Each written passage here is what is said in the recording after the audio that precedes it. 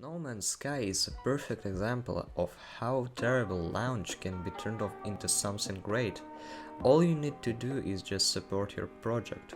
Today we will have a look at Hello Games' new update Frontiers. No Man's Sky's new Frontiers update adds a fun and new element to the game, the chance to discover struggling little towns and give them the civic guidance they desperately need.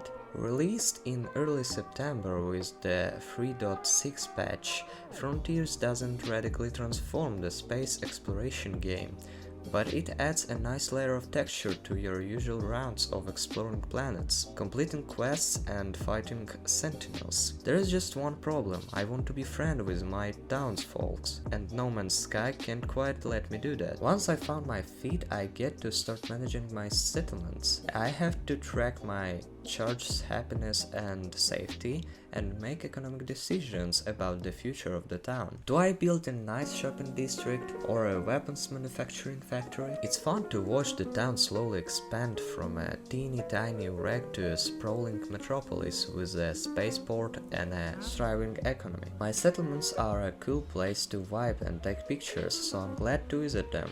It's nice to have a safe harbor after visiting worlds with full of storms and volcanoes. Fallout 4 may have turned me off the idea of settlements, but I'll give sci-fi colonies a go. The addition of settlements means you'll be seeing lots of new procedurally generated buildings, and that means the base building system has been overhauled with hundreds of new building pieces, along with new building controls and a grid menu to make planning and construction easier. But mayors of alien towns don't just build, they manage their flocks.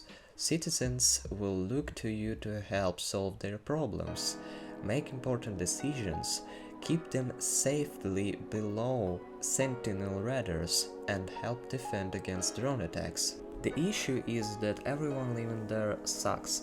I don't expect this to turn into a game of Crusader Kings 3, but resolving conflicts and keeping my citizens happy is shallow and simple. I check my terminal and see a conflict. One scientist says that another guy ripped him off, and the game tells me the accused has a history of being rude.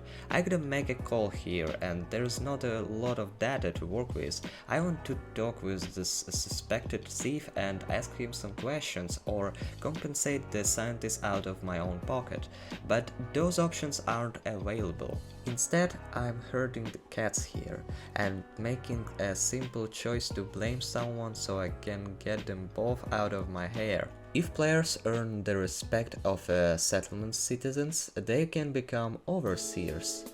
Overseers are responsible for all aspects of settlers' lives, including naming the town and choosing what to build to keep the settlers happy. Overseers will need to commission festivals, resolve arguments, and repel attacks of sentinels. Finally, the No Man's Sky patch updates explosion effects. Destruction is crunchier and more satisfying with reworked visual effects for asteroid destruction, exocraft crashes, crystal mining, terrain addition, and enemy explosions. There are also periods of downtime between events and construction jobs that can last a couple of hours, so you're not rapid-fire knocking out construction tasks and solving disputes. Instead, it's a drip feed. When you have a few different settlements and other priorities to take care of in No Man's Sky, it works out. But when you're just standing out and trying to see what the update offers, it feels slow without much payoff. Hopefully, Hello Games